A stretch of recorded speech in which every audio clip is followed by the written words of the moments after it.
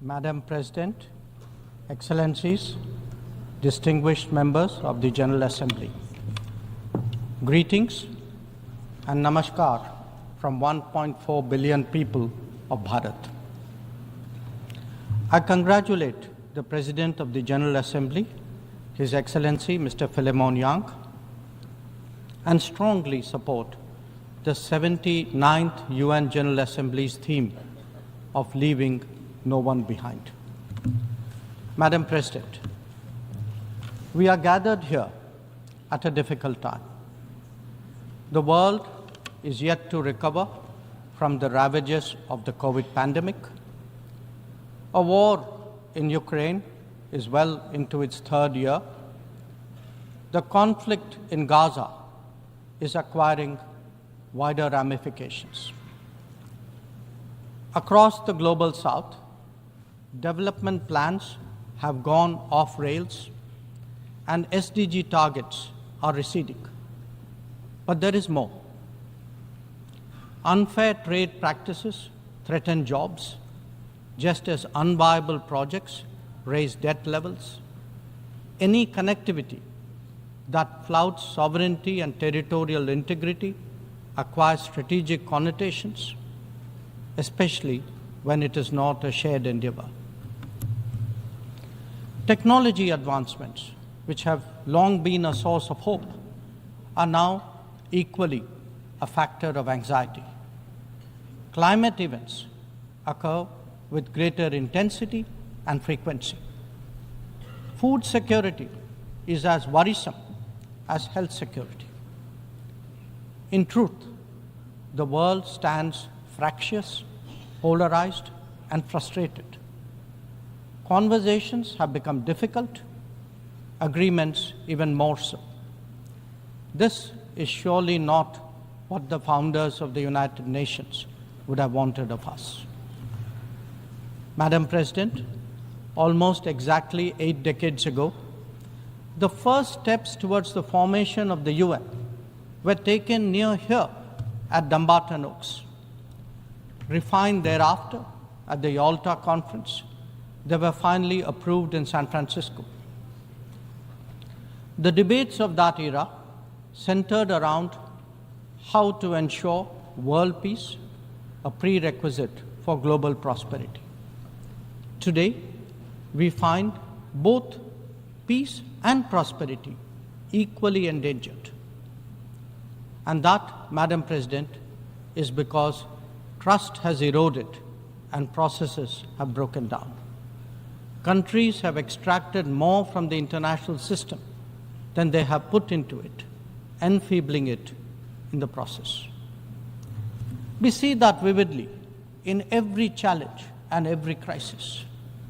Reforming multilateralism is therefore an imperative. The urgency of this call is highlighted by the theme of this session. Leaving no one behind means advancing peace, ensuring sustainable development, and strengthening human dignity. This cannot be delivered by a UN paralyzed when faced with division, conflict, terrorism, and violence. Nor can it be advanced if access to food, fuel, and fertilizer is jeopardized. When capturing markets lacks restraint, it damages the livelihood and social fabric of others. Evasion of climate action responsibilities by the developed undermine the growth prospect of the developing. Indeed, when resource crunch limits the very pursuit of SDG targets, it is not just economies, but human dignity itself that is imperiled. If the world is in such a state, this body must ask itself, how has this come to pass? The problems arise from a combination of structural shortcomings, political calculations, naked self-interest, and yes, disregard for those left behind. It is natural to feel overwhelmed by what we confront now. After all, there are so many dimensions, different moving parts, issues of the day, and the changing landscape. But every change must begin somewhere, and there is no better place than where it all started. We, the members of the United Nations, must now seriously and purposefully address ourselves to that task. Not because it is a competition for influence or a squabble for positions, but because if we carry on like this, the state of the world is only going to get worse. And that could mean that more of us are going to be left behind. Madam President, as the world contemplates these concerns, India has sought to respond in a variety of ways. First, by focusing on the issues of the vulnerable, women, farmers, and youth, and fashioning targeted policies and initiatives for their betterment. Assured access to piped water, to electricity, to cooking gas, and new homes are changing millions of lives. The gender gap has started to close, be it in health, in education, or in the workplace. Our food producers, thrice a year, get financial support at the click of a button. And a third-term government has made skilling of the youth its key priority. Second, by expanding opportunities for employment and for entrepreneurship, including through stronger training and large-scale financial incentives. 495 million mudra loans have been given to small businesses in the last decade. 67% of them are to women. Equally telling, 6.56 million street vendors have availed of 8.85 million Swanidhi loans. This is just in the last 4 years. 45% of the beneficiaries are again women. Third, by creating templates that are replicable elsewhere. It could be digital delivery or enhancing the quality of governance and public services, as indeed making medicines and health facilities accessible and affordable. A digital public infrastructure and a people's pharmacy are today examples of what India can readily offer to the world. It is also an alternative vision where technology is used to empower, not to dominate. Fourth, by encouraging the Global South to voice its shared concerns and come together. To that end, we have convened 3 Global South summits, the most recent in August of 2024. And fifth, by contributing to the well-being of the global commons and responding to the pressing needs of those in distress. This has ranged from undertaking projects in 78 nations, providing resources to neighbors, and responding to HADR situations, to supplying medicines and ensuring maritime safety and security. Madam President, given the scale of transformation underway in India, each of these dimensions underline that the world's problems can indeed be tackled, and that by working together, we can surely create a larger lifting tide. In these troubled times, it is necessary, Madam President, to provide hope and rekindle optimism. We have to demonstrate that big changes are possible and not over a long period. And nothing is more powerful in this regard than the transformative potential of the digital. We have seen its impact in our daily lives in India over the last decade. It is visible when public benefits from nutritional support and housing to energy and health are delivered efficiently and on a vast scale. or when small business loans and farmers' support are extended without using intermediaries. In fact, when street vendors and expat workforce confidently use fintech in their regular transactions, when services delivery and benefits move seamlessly and transparently, less people will be left behind. That, Madam President, is India's experience and India's relevance.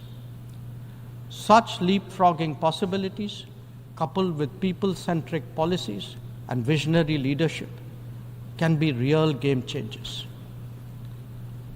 When India lands on the moon, rolls out its own 5G stack, dispatches vaccines worldwide, embraces fintech, or houses so many global capability centers, there is a message here.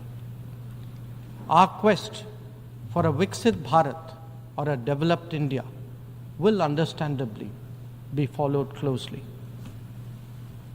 Madam President, an important cause of many getting left behind has been the unfairness of the current globalization model.